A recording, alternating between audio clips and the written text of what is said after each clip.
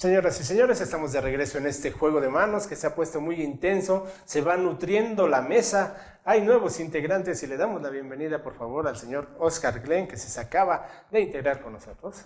Así es, andamos de un lado para otro en este contexto que se está moviendo mucho en todos los planos, el económico, el político, el social, y justo eso nos da material para seguir comentando en este juego de manos. Entramos a la sección de primera mano para analizar con un querido amigo, compañero, empresario, analista de economía y finanzas, Francisco Javier Hernández Sepúlveda. ¿Cómo estás, Paco? Bienvenido. ¿Qué tal, Oscar? ¿Cómo estás? Muy bien, gracias. ¿Qué tal? ¿Cómo estás, amigo? Pues un placer que nos acompañes. Yo creo que lo que ha inquietado a los mexicanos desde el mes de noviembre, desde el supermartes para acá, es cómo los ánimos desbordados, la beligerancia, la antipatía que el señor Donald Trump ha proyectado hacia los mexicanos, particularmente hay que decirlo, hacia los ilegales, pues nos tiene preocupados. Además, con ese ánimo de rehacer de Estados Unidos la gran nación poderosa que en su concepto ha sido, pasa por sacrificar mucho de la relación de Estados Unidos con México. Y eso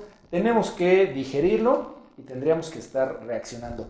¿Cómo ves tú hasta ahora el asunto? ¿Estamos realmente contra la pared? ¿Estamos con la espalda hacia el suelo? ¿Cómo estás viendo la situación? Muy bien, Oscar y amigos, muchas gracias. Miren, lo que hemos visto a lo largo, no de unas semanas para acá, sino de meses anteriores y sobre todo en los últimos años, es que el país, en general, sus finanzas públicas se estaban complicando. Ya había anuncios de que, por un lado, el endeudamiento, por otro lado, la caída de la plataforma petrolera, por otro lado, pues la reciente recesión global que obligó a tomar medidas económicas, finalmente, la propuesta de los candidatos en Estados Unidos, el tono que adquirió uno de los candidatos respecto a México, tampoco la contrincante Hillary Clinton, tampoco es que defendiera literalmente todas las relaciones comerciales que teníamos con México. Vimos de manera muy sorpresiva cómo terminó ganando por la fórmula del colegio electoral el señor Trump, y finalmente hemos visto que un presidente electo ha estado manejando la agenda económica, la agenda política, la agenda internacional a través de básicamente tweets, a través de mensajes, de conferencias de prensa, y ha dejado entrever pues una dureza, un proteccionismo hacia Estados Unidos que pues seguramente va a tener grandes efectos y grandes consecuencias en el global de la economía mexicana. Esto adicionalmente a que México tiene complicadas finanzas, lo decíamos. Desde que se cayó el precio del petróleo en su momento, cuando se cayó la plataforma petrolera, y en los dos últimos ejercicios de presupuesto de gasto público del gobierno, ya habían cambiado las reglas del juego. Pero me parece que no se había abordado de manera clara, no se había comunicado bien en qué lugar estábamos parados económicamente. Y hoy hay pues una gran confusión, hay un escenario internacional muy complejo, y hay algo que se impone, y es que los recursos públicos para sacar adelante los grandes retos nacionales no alcanzan, y parece también haber una evaluación de que no han sido gastados y aplicados eficientemente. Yo creo que es más eso, ¿no? En el ánimo de la opinión pública es la ineficacia, el dispendio, que no alcancen, porque hablamos de bolsas de dinero descomunales que tendrían que financiar grandes proyectos, y luego sacrifican los proyectos, pero no sacrifican la burocracia. Es que si hay alguien que puede comprar un hangar presidencial, si hay alguien que puede comprar un avión, que puede comprar una casa blanca, que puede comprar una casa en Malinalco, la gente no entiende esa parte, ¿no? Y entonces muchas veces ahí es donde, ahora sí que parafraseando al que supuestamente debe de saber, ¿tú qué harías, no? Bien, me parece todavía que hay algo todavía que se está discutiendo poco, y es que estamos frente a un cambio social, más que política económica y económico, estamos frente a un cambio social que significa que la evaluación que está haciendo el mundo, muchas de los individuos, de la comunidad, de la sociedad en el mundo y en México, no está satisfecha con lo que los gobiernos le están entregando. Ese es el gran, y lo hemos visto en diferentes partes del mundo, que está ocurriendo una desaprobación por lo que se está entregando como legado en materia económica y en materia de política económica y en materia de política como tal. Hoy arranca en Davos el Foro Económico Mundial, Y su fundador ha dicho algo que me ha parecido sumamente importante. Lo que prevalece hoy son el descontento y en gran medida esa separación que hay entre cierto grupo de gente que tiene y estados que tienen mucho dinero y estados que tienen poco dinero. Ahora sí, como tú mencionas, en el caso mexicano, viendo nuestros propios problemas, traemos una distribución de riqueza muy mal planteada. Más de la mitad de la población tiene enormes preocupaciones por cómo va a comer, cómo se va a transportar, cómo va a ir a la escuela, cómo va a tener problemas de salud. Y frente a lo que tú mencionabas, frente a propuestas de gastos que parecen o que son en muchos casos innecesarios o que son superfluos, pues evidentemente lo que se ha venido acumulando es un enojo, una molestia que desaprueba no solamente lo económico, sino desaprueba lo político, ¿no? Y lo que se plantea hoy, que es lo relevante, es que el modelo capitalista y el modelo de democracia, como lo hemos venido practicando en México, no está dejando satisfechos. Entonces, hoy de lo que se habla es de que se replantee el modelo económico, por ejemplo, ¿no? Hay algo que muchos analistas y muchos comentaristas han estado todos los días hablando sobre el tema económico de Donald Trump, pero yo he visto poco, por ejemplo, específicamente esto. El secretario de Hacienda ha dicho, ya no podemos dar marcha atrás al gasolinazo, porque significaría quitar de programas esenciales y desproteger a un grupo de población. Bueno, ¿y qué va a pasar si la economía y el crecimiento económico no nos permite mantener el presupuesto? Y sea necesario volver a recortar, ahora sí, otra vez la disyuntiva, ¿recortamos programas o recortamos gastos superfluos?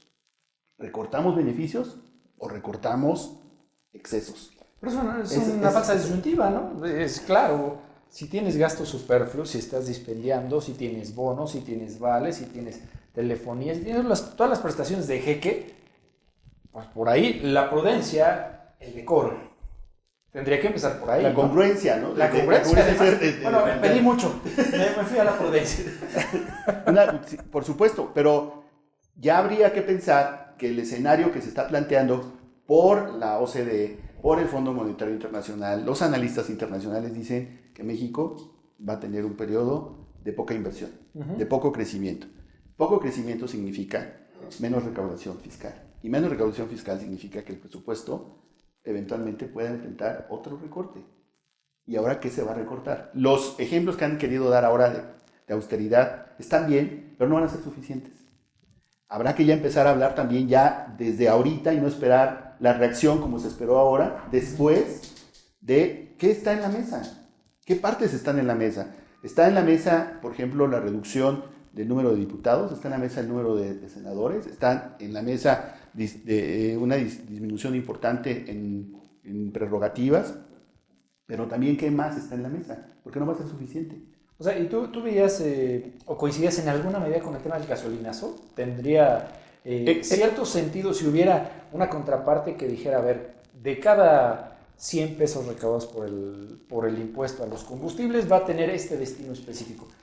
¿Se valía? ¿Era realmente el último remedio? Económicamente se puede justificar, es cierto, por el tipo de impuesto que representaba, pero política económica, o sea, por política económica, para nuestro país, no era el último recurso, ni era el momento, ni tampoco estuvo bien comunicado. O sea, económicamente sí nos podemos comparar y decir cuántos países subsidian o deciden tener gasto público para subsidiar el consumo de los combustibles. Ahora, también estamos en una circunstancia en las que ya se venía acumulando un aumento de precios. O sea, el año, por el tipo de cambio y por otros efectos económicos, ya había habido incrementos de precios. Lo sueltas, el gasolinazo, y activas completamente lo que ahorita tampoco se ha reconocido abiertamente, y que es que estos aumentos ya se trasladaron a los componentes de precio. Y eso es el problema. Me preocupa más que nada, mira, con respecto a lo que comentabas, uno, la simulación, y dos, la torpeza. La simulación, ¿por qué? Porque hablamos de que ahora tenemos que recortar algo, que digo, a todas luces, cuando haces el comparativo, pues, la lógica te indica que se deben de acabar los privilegios. Pero de repente, si quieres mañana, podemos ir a recorrer en la mañana Toyocan y verás lleno de camionetas, todos los restaurantes o los desayunaderos más comunes, llenos de funcionarios públicos. Y si pasas en la tarde, van a estar todavía más llenos e inclusive ya no nada más va a ser comida, va a haber incluso bebidas. Entonces, estamos cayendo en la simulación, recortamos el 10% del presupuesto, nos vamos a ahorrar el 10%, no se preocupen, no va a haber gastos, y de repente los ves ahí, digo, yo no creo que lo paguen de su bolsa. Después dices, es que podemos perjudicar otros sectores, me recuerda a Peña, ¿no? Es que tendríamos que recortar programas sociales, y sale Proceso y le demuestra, ¿no? Tú los recortaste desde antes, no te hagas, ¿no? Entonces, estamos en la simulación, y el otro es la torpeza. ¿Por qué la torpeza? Porque llegamos al punto en el que todos veían lo que tú estás viendo y lo que tú estás diciendo. Yo lo veía. Pero entonces, si tenemos tanto tiempo, primero, ¿por qué no construí la máquina? ¿Por qué no construí la refinería? ¿Por qué no hice muchas cosas? ¿Por qué no fortalecí mi política de administración de recursos naturales? Digo, Rusia lo hizo, Putin lo hizo y fortaleció un país en base nada más a una sola cosa, gas. Sí, yo creo que hay circunstancias urgentes de momento, como estas, que son necesariamente te tienen que poner una solución y una corrección como tú señalas, lo que ya es visible, lo que es evidente, y una gran parte abajo que tendría que ver, por ejemplo, con cómo vamos a generar los empleos, no solamente para los que regresen, para que no se sigan yendo, cómo vamos a ser competitivos, no solamente para que General Motors o Ford o cualquier otra industria automotriz esté replanteando sus inversiones, sino que en México realmente se empiecen a generar empresas que no mueran, emprendedores que encuentren un ecosistema totalmente favorable para que el proyecto productivo no caiga, que se empiecen a generar empleos bien remunerados y bien pagados y que como país empecemos, ojalá así sea, como dices tú, es aspiracional, acompañado del modelo político, acompañado de buenos liderazgos, que empecemos justamente a reaccionar a esta crudísima realidad. En muchas ocasiones he utilizado analogías. Quisiera usar una muy rápido. Alguien que está acostumbrado a un estilo de vida, a un tren de vida por sus ingresos en casa, y hay vacaciones, y hay buenos colegios, y hay fines de semana, y hay gustos, y de repente hay que replantearlo. Y obviamente, si tú no lo frenas y te empiezas a endeudar, estás comprometiendo el futuro de toda la familia. Claro. Y el día que lo tienes que decir, pues no escoges ni el momento ni las palabras adecuadas. Y luego la congruencia. Si alguien ya aceptó que es necesario esos acortes y esos ajustes, pero el que maneja el dinero no lo ves con esa congruencia, sí, pues evidentemente te molestas, ¿no? Pero habrá un momento en el que tengas que tomar decisiones fuertes y decir, ok, incluso pues ya no, en la casa que tenemos en este lado o inversión que tenemos acá, hay que cancelarla.